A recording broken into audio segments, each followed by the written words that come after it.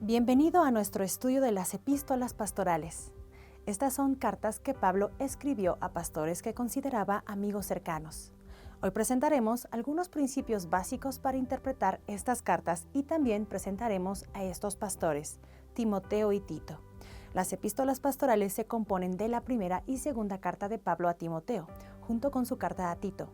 Pablo ha entrenado a estos dos pastores y les escribe para darles consejos para establecer el liderazgo y el orden de la iglesia. También les escribe sobre la lucha contra las falsas enseñanzas, alejándolos de los caminos que fácilmente pueden corromperlos como líderes. Estas cartas se llaman epístolas pastorales porque contienen orientación pastoral y también demuestran el cuidado pastoral y la preocupación de Pablo por los creyentes.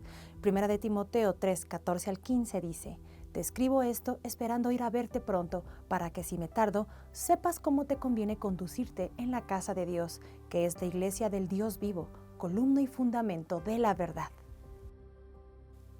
Las cartas de primera y segunda de Timoteo y Tito parecen ser los últimos escritos de Pablo en las Escrituras.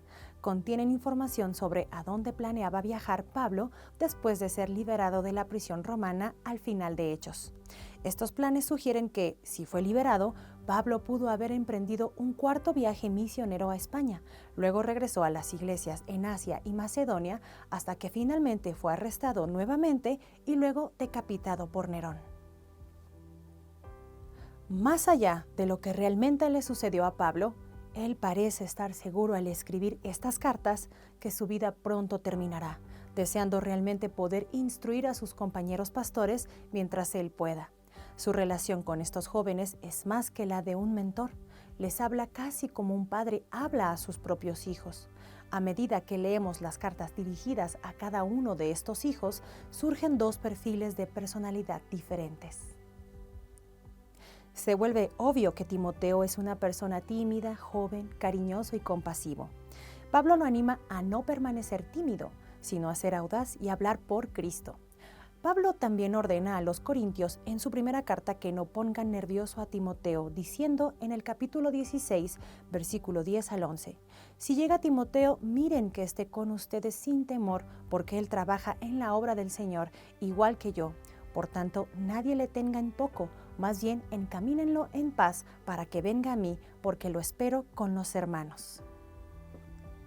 Pablo le dice a Timoteo en 1 de Timoteo 5:23, usa más bien un poco de vino a causa de tu estómago y de tus frecuentes enfermedades. Esto implica que, aunque Timoteo es joven, su salud es frágil. Por supuesto, esto no impide que Pablo presente a Timoteo ante otros como un ejemplo de virtud cristiana, diciendo en 1 de Corintios 4:16 al 17, Por tanto, los exhorto a que sean imitadores de mí. Por esto les he enviado a Timoteo, quien es mi hijo amado y fiel en el Señor, el cual les hará recordar mi proceder en Cristo Jesús, tal como lo enseño por todas partes en todas las iglesias. El perfil de Tito que surge en la otra carta pastoral de Pablo es muy diferente. Tito parece ser mayor, más maduro y más estable que Timoteo. Pablo alienta a Timoteo en su primera carta a él diciendo en el capítulo 4, versículo 12, Nadie tenga en poco tu juventud, pero sé ejemplo para los creyentes en palabra, en conducta, en amor, en fe y en pureza. Sin embargo, cuando le escribe a Tito, no siente la necesidad de hablarle así. Podemos aprender mucho acerca de Tito si consideramos los tipos de tareas que Pablo le da. Cuando Pablo escribe su carta más bien agresiva a los corintios, con todos sus regaños y reprensiones sobre los problemas carnales en su iglesia, les envía esa carta a través de Tito. Pablo confía en que Tito se mantendrá firme incluso en medio del conflicto. También confía en Tito para explicar, interpretar, aplicar y defender los mandamientos de Pablo en esa primera carta. Pablo ubica estratégicamente a Tito en la isla de Creta, un lugar difícil para plantar una iglesia y pastorearla. Tito 1:12 dice de los cretenses, uno de ellos, su propio profeta, ha dicho, los cretenses son siempre mentirosos, malas bestias, glotones, perezosos. Pablo está de acuerdo y confía en Tito, como dice en el versículo 13, repréndelos severamente para que sean sanos en la fe. Él también lo alienta diciendo en el 2:15, estas cosas habla, exhorta y reprende con toda autoridad, que nadie te menosprecie. Como puedes ver, las tareas dadas a Tito no sugieren que es un hombre mayor y más maduro que Timoteo. Tito es probablemente el mejor hombre que Pablo tiene para enviar a estas situaciones pastorales difíciles. Sus diferencias no cambian el hecho de que Pablo comparte una relación cercana de padre e hijo con ambos. La relación entre Pablo y Timoteo ha sido un modelo para los líderes mayores y los líderes jóvenes que trabajan juntos en la iglesia durante los últimos 2000 años. Pablo le confía a Tito un trabajo muy importante y peligroso. Una mentoría activa y admirable se da entre Pablo y cada uno de estos pastores. Pablo los llama a ambos hijos, diciéndole a Timoteo en 1 de Timoteo 1:2, verdadero hijo en la fe, y luego en el versículo 18, este mandamiento te encargo, hijo Timoteo. Él dirige su carta a Tito en el capítulo 1, versículo 4, escribiendo, a Tito, verdadero hijo según la fe que nos es común. Leemos en el libro de Hechos que estos hombres están junto a Pablo en muchas de sus aventuras misioneras. Timoteo se une a Pablo en su viaje en Hechos 16 y está con Pablo o cerca de él a lo largo de los capítulos 17, 18, 19 y 20. Timoteo aparece como coautor de 2 de Corintios, Filipenses, Colosenses, tanto en las cartas de Tesalónica como en Filemón, y también está presente cuando Pablo escribe 1 de Corintios y Romanos. Sabemos poco de Tito y dónde está durante estos tiempos, pero Pablo dice al escribir a los Corintios en ambas ocasiones cuánto anhela la compañía de Tito en el ministerio cuando viaja, diciendo en 2 de Corintios 2, 12 al 13, cuando llegué a Troas para predicar el evangelio de Cristo, aunque se me había abierto puerta en el Señor, no tuve reposo en mi espíritu por no haber hallado a mi hermano Tito. Tito no solo entrega las cartas entre Pablo y Corinto, sino que también aparece en la segunda carta. Este tipo de aprendizaje práctico al viajar con Pablo se resume en 2 de Timoteo 2:2. Pablo escribe, lo que oíste de parte mía mediante muchos testigos, esto encarga a hombres fieles que sean idóneos para enseñar también a otros. Es bueno para los pastores jóvenes aprender de los pastores mayores. Este tipo de mentoría es muy útil. No basta con que los jóvenes aprendan solamente en un instituto, aunque eso es importante. Todo joven pastor debe tener experiencia práctica en el pastoreo de una iglesia bajo la guía de un pastor principal, sabio, fiel y experimentado. Les proveerá una experiencia práctica y, como hemos visto en las Escrituras, es un excelente lugar para aprender y crecer tanto en la fe como en comunidad. Esto es similar al modelo educativo usado por los médicos. Un joven médico pasa del salón de clases a cientos de horas de pasantía guiada antes de que se le permita estar a cargo de los pacientes. Este proceso necesita tanto de médicos jóvenes que estén ansiosos por aprender, como de médicos experimentados que estén dispuestos a ser sus mentores y compartir sus conocimientos. De la misma manera, necesitamos a líderes fieles y con mentalidad de servicio como Pablo, que sean mentores y guíen constantemente a los pastores jóvenes durante muchos años para que estén bien equipados para manejar las situaciones que puedan surgir en nuestras iglesias. Después de años de viajar con Timoteo y de muchas pruebas, Pablo le recuerda en 1 de Timoteo 3, 14 al 15, te escribo esto esperando ir a verte pronto, para que si me tardo sepas cómo te conviene conducirte en la casa de Dios, que es la iglesia del Dios vivo, columna y fundamento de la verdad. El propósito de la iglesia no se limita solo a salvar a los perdidos, sino que incluye levantar discípulos que hagan discípulos y que sean obedientes a Cristo. Vemos en la carta de Pablo a los Efesios que Dios quiere que cada creyente en la iglesia crezca en madurez y en semejanza a Cristo.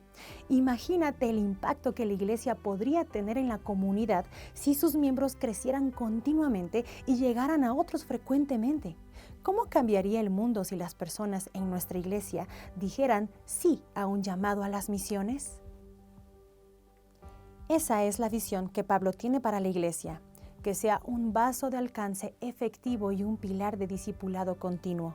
Si la iglesia va a ser el fundamento desde el cual se proclama la verdad, la iglesia debe tener normas definidas para sus miembros y su liderazgo. Cuando estás plantando una iglesia en un contexto transcultural, especialmente uno como el de Creta, que es hostil al Evangelio y carece de moral y ética comunes, te das cuenta de lo crítico que es el orden.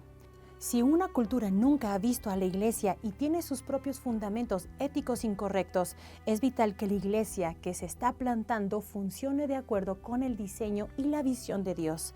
Para que eso suceda, la iglesia debe estar formada por creyentes convertidos, nacidos de nuevo y llenos del Espíritu. La iglesia debe estar llena de personas cuyas vidas produzcan el fruto del Espíritu y que representen fielmente lo que significa seguir a Jesucristo.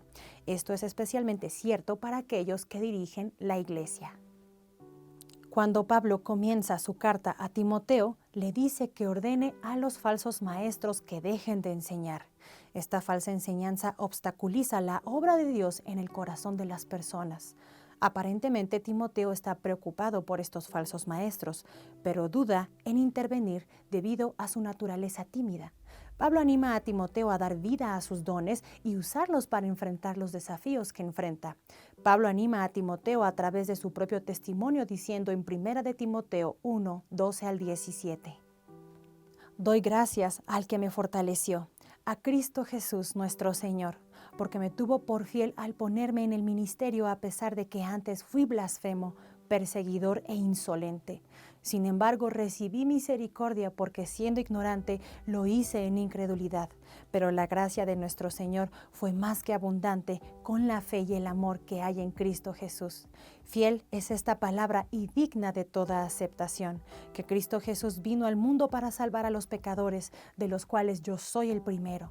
No obstante, por esta razón, recibí misericordia para que Cristo Jesús mostrase en mí, el primero, toda su clemencia, para ejemplo de los que habían de creer en Él para vida eterna. Debemos estar atentos a los dichos fieles o dichos verdaderos de Pablo en sus cartas a Timoteo y Tito. Hay varios. El primero proviene de un versículo que acabamos de leer, 1 de Timoteo 1:15. Cristo Jesús vino al mundo para salvar a los pecadores, de los cuales yo soy el primero. Lo que Pablo quiere decir aquí es que su vida es un ejemplo para los pecadores que piensan que están más allá de la salvación. Esta declaración ofrece aliento para todos los que se preocupan de que Dios no les ofrezca el perdón. Piénsalo. Si a Pablo, que solía perseguir a los cristianos, Dios le pudo mostrar tal gracia y misericordia, entonces no hay nadie en el mundo a quien Dios le niegue esta misma gracia y misericordia. A medida que avanzas en estas cartas, otra cosa que puedes notar es la prioridad de la oración. En 1 de Timoteo 2, 1 al 4, cuando Pablo le dice a Timoteo cómo debe funcionar la iglesia día a día, hace de la oración la prioridad número 1, diciendo: por esto exhorto ante todo que se hagan súplicas, oraciones, intercesiones y acciones de gracias por todos los hombres, por los reyes y por todos los que están en eminencia, para que llevemos una vida tranquila y reposada en toda piedad y dignidad. Esto es bueno y aceptable delante de Dios nuestro Salvador, quien quiere que todos los hombres sean salvos y que lleguen al conocimiento de la verdad. Cada iglesia da prioridad a cosas diferentes.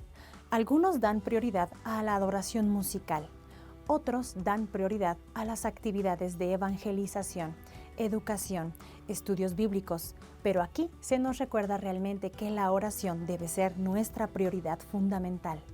Una iglesia que ora es una iglesia que será espiritualmente sana y bendecida. Para cerrar hoy, permíteme animarte a leer estas cartas pastorales como si tú mismo fueras Timoteo y Tito. Deja que Pablo sea tu mentor personal en la fe y el ministerio. Ya sea que estés o no involucrado personalmente en el liderazgo de la iglesia, tú eres parte del ministerio de Cristo en el mundo y Pablo tiene muchas palabras de aliento para ti, válidas aún para el día de hoy.